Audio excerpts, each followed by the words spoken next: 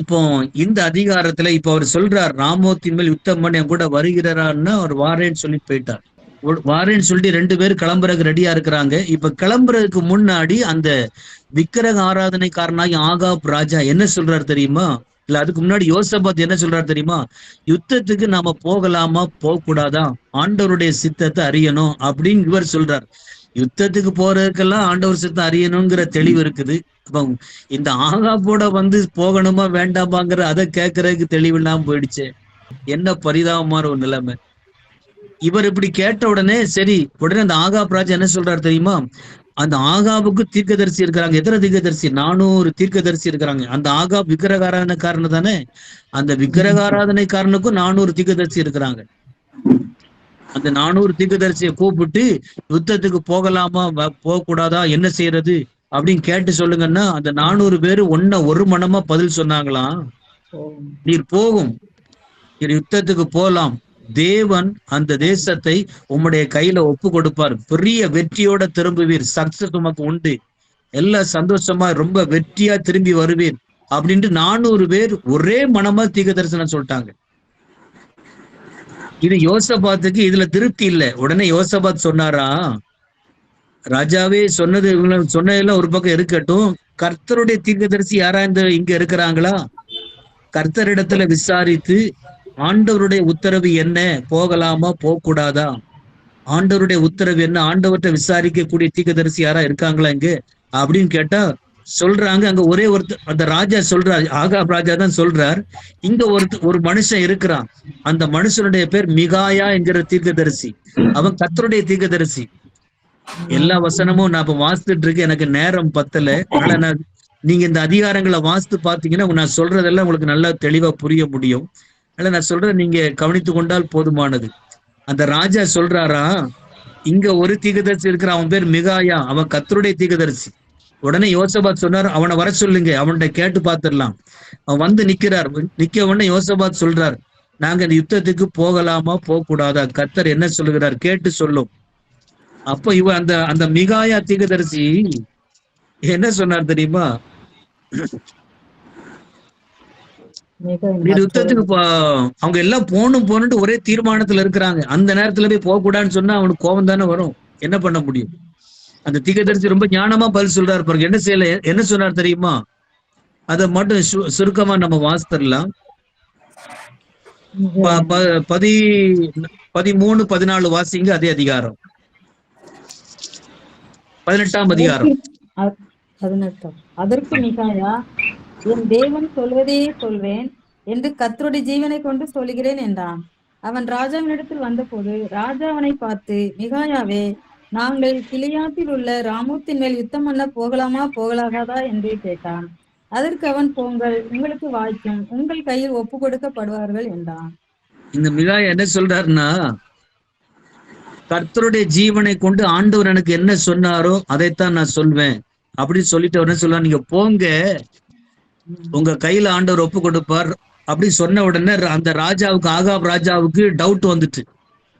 ஏன் டவுட்னா, இந்த ஆள் எப்ப பார்த்தாலும் எனக்கு எதிராக தீர்க்க தரிசனம் சொல்றவர், எல்லாரும் எனக்கு நன்மையா சொல்லுவாங்க, இந்த ஒரு ஆள் மாத்திரம் எனக்கு எதிராகவே எப்ப பார்த்தாலும் தீர்க்க தரிசனம் சொல்லிட்டு இருப்பார்.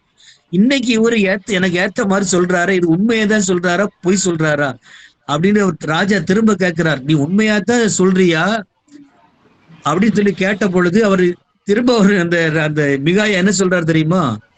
15ஆம் வசனம். அப்பொழுது அவன், இஸ்ரவேலர் எல்லாரும் மெய்ப்பன் இல்லாத ஆடுகளைப் போல மலையில் சிதறப்பட்டதை கண்டேன், அப்பொழுது கர்த்தர் இவர்களுக்கு எஜமான் இல்லை, அவரவர் தம் வீட்டிற்கு சமாதானத்தோடு திரும்ப கடவுள் என்றார் என்று சொன்னான். இந்த மிகாயா சொல்றார், என்ன சொல்றார்? தரிசனம் பார்க்கிறார். என்ன தரிசனம்? இஸ்ரவேலர்கள் மெய்ப்பன் இல்லாத ஆடுகள் மாதிரி சிதறப்பட்டு போறாங்க. அப்படின்னா என்ன அர்த்தம்? அந்த ஜனத்தை நடத்தி கொண்டிருந்த ராஜா அங்க இல்ல. அப்படின்னா என்ன அர்த்தம்? யுத்தத்துக்கு போனா ராஜா செத்து போவார் யுத்தத்துல, ஜனங்கள் மெய்ப்பன் இல்லாத அந்த மந்தை மாதிரி சிதறப்பட்டு போயிருவாங்க. அதுதான் அதனுடைய அர்த்தம். அதான் சொல்லுகிறார். இத சொன்ன உடனே அந்த ஆகாபுக்கு பயங்கர கோபம் வந்துட்டு, உடனே இந்த ஆகாப் யோசபாத்திர என்ன சொல்றாரு தெரியுமா? பாத்தீரா, இவன் ஒரு ஆள் எனக்கு எப்பொழுதுமே எதிராக தான் தீர்க்க தரிசனம் சொல்லுவான், 400 பேர் எனக்கு ஏகமா சொல்லிட்டாங்க, எனக்கு நன்மையா சொல்லிட்டாங்க. இந்த ஒரு ஆள் எப்ப பார்த்தாலும் எனக்கு தீமையாக தான் சொல்லிட்டு இருக்கிறான், இப்பவும் அப்படிதான் சொல்றான் அப்படின்னு அந்த கோபத்துல ரொம்ப கோபம் வந்துட்டு அந்த ஆகாப் ராஜாவுக்கு. கோபம் வந்த உடனே அவனை பிடிச்சி கொண்டு போய் ஜெயில போடுறதுக்கும் அடிக்கிறதுக்கும் ராஜா கட்டளையிட்டார். என்ன கொடுமை பாருங்க!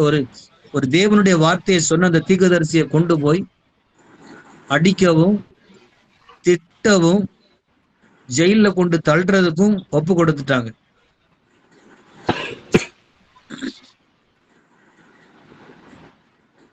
இந்த மிகாயா என்ன சொல்றார் தெரியுமா? 400 பேர் இப்படி ஒரு ஏக வாக்கா சொல்லியிருக்கிறாங்களே, இது எப்படி சொன்னாங்கிறத ஆண்டவர் மிகாயாவுக்கு வெளிப்படுத்தி காண்பிக்கிறார். என்ன என்ன வெளிப்படுத்தினார்னா, ஒரு பொய்யின் ஆவி புறப்பட்டு வந்து 400 பேருடைய வாயில இருந்து பொய்யாய் அவங்களுக்கு தீர்க்கதரிசன ராஜாவுக்கு சொல்ல வச்சுட்டு, இத சொன்ன உடனே ராஜாவுக்கு இன்னும் கோபம். அப்ப நான் எங்க தீர்க்கதரிசி சொன்னதெல்லாம் பொய்யா, நீ மாத்திரம் சொன்னது உண்மையான்னு சொல்லி அவன் மேல இன்னும் கோவப்பட்டு அவனை அடிக்கவும் ஆளை வச்சு அடிக்கவும் ஜெயில தள்ளவும் அந்த மாதிரி நிலைமையில இறங்கிட்டார். சொல்லிட்டு அந்த ஆகாப் ராஜா என்ன பண்ணார் தெரியுமா? அந்த வேலைக்காரன்ட்ட சொல்லி, இவனை கொண்டு ஜெயில அடைச்சிருங்க, நான் சமாதானமா திரும்பி வர்ற வரைக்கும் இவனுக்கு அங்குள்ள ஜெயில உள்ள ஆகாரத்தை கொடுத்துட்டு பண்ணி இவனை கண்டிச்சு வைங்க, அடிச்சு வைங்கன்னு சொல்லி சொல்றாரா? உடனே மிகாயா என்ன சொன்னார் தெரியுமா? நீர் சமாதானமாய் திரும்பி வர போறது கிடையாது, அப்படி வந்துட்டீர்னா நான் சொன்னது பொய்யாயிடும் அப்படின்னு சொல்றாரு பாருங்க. இப்ப மாதிரி ஆகாபுக்கு ஒரு யோசனை வரணுமா வேண்டாமா? பயம் வரணுமா வேண்டாமா? அப்ப நான் போனா திரும்பி வர மாட்டேன், சாவு நிச்சயமாயி போச்சு. இவன் இந்த தீர்க்கதரிசி இவ்வளவு வைராக்கியமா சொல்றாரு. இதெல்லாம் கேட்டுட்டு அவனுக்கு தாங்காம நான் போய்தான் ஆவேன், நானும் மெஜாரிட்டி சொல்லிட்டாங்க, நீ மைனாரிட்டி, ஒரு ஆள் நீ சொல்லி என்ன நடந்துற போகுது, எனக்கு மெஜாரிட்டி 400 பேர் இருக்கிறாங்க, அவங்க சொல்லிட்டாங்க இல்லையா அப்படின்ட்டு அவங்க சொல்றதை கேட்டு யுத்தத்துக்கு போனா. இந்த யோசபாத்தும் கூட போகிறார். போகும்பொழுது எப்படி சொல்லிட்டு போனா தெரியுமா? இந்த ஆகாப் ராஜா யோசபாத்தை பார்த்து என்ன சொன்னா தெரியுமா? நான் வேற வேஷம் போட்டு சாதாரண ஆள் மாதிரி நான் தனிமையா இருக்கிறேன், ஜனங்களோட இருக்கிறேன், நீர் தான் ராஜ வஸ்திரம் உடுத்தி ராஜா மாதிரி யுத்தத்துல நில்லும் அப்படின்ட்டான். ஏன்னா சத்துருக்கள் ராஜாவை தான் குறி வச்சு அடிப்பாங்க, அப்படி அடிச்சா நீர் சாகணும், இந்த யோசபா செத்து போகட்டுங்கிற கணக்குல சொல்லி வைக்கிறா பாருங்க தந்திரமா. பாருங்க, விக்கிரக ஆராதனைக்காரனோட சம்பந்தம் கலந்தா இந்த மாதிரி தந்திர வேலைகள்லாம் நடக்கதான் செய்யும், நமக்கே தெரியாது.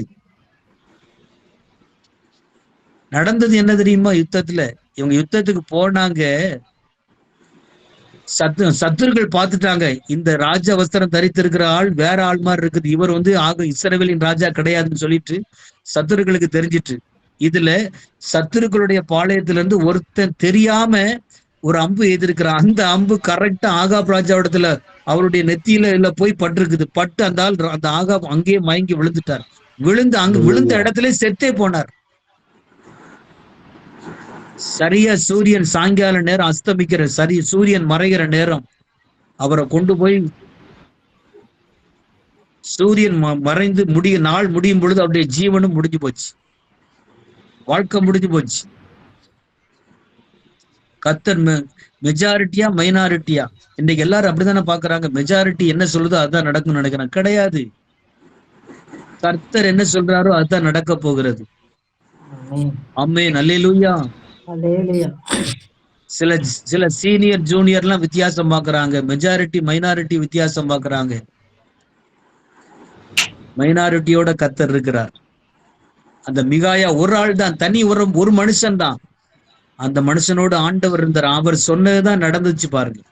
நீ போனா திரும்பி சமாதானத்துக்கு வரப்போறது கிடையாது, அப்படி வந்தா நான் சொன்னது பொய்யாயிடும். சவால் விட்டாரு பாருங்க ராஜாவுக்கு. என்ன கொண்டு ஜெயில வச்சுட்டீங்க, அடிக்கிறீங்க, சாப்பாடு தரல, பட்டினியில சாகடிக்கிறீங்க, பரவாயில்ல, நான் இதுதான் நிறைவேற போகுது. கர்த்தருடைய வார்த்தையை மறைக்கல, ஒழிக்கல, இப்படி என்னை அடிச்சு கொள்றாங்களேன்னு சொல்லி மாத்தி சொல்லல, கரெக்டா கட் அண்ட் ரைட்டா சொல்லிட்டாரு பாருங்க. இப்படிப்பட்ட தீர்க்கதரிசிகள் இன்றைய தேவை சமுதாயத்துக்கு. இந்த காலத்துல இப்படிப்பட்ட மிகாயா தீர்க்கதரிசிகள் தேவை. பைசாவுக்காக பணத்துக்காக மாத்தி தீர்க்கதரிசனம் சொல்றவங்க நிறைய பேர் இருக்கிறாங்க. அதெல்லாம் பரிதாபமான ஒரு நிலைமை. உள்ளதை உள்ளபடி கர்த்தருடைய வார்த்தையை கேட்டு ஜனங்களுக்கு தெளிவாய் சொல்லக்கூடிய மிகாயா தீர்க்கதரிசிகள் இன்றைய சமுதாயத்தின் மிக அவசர தேவை. ஆமென். ஆமென். அல்லேலூயா.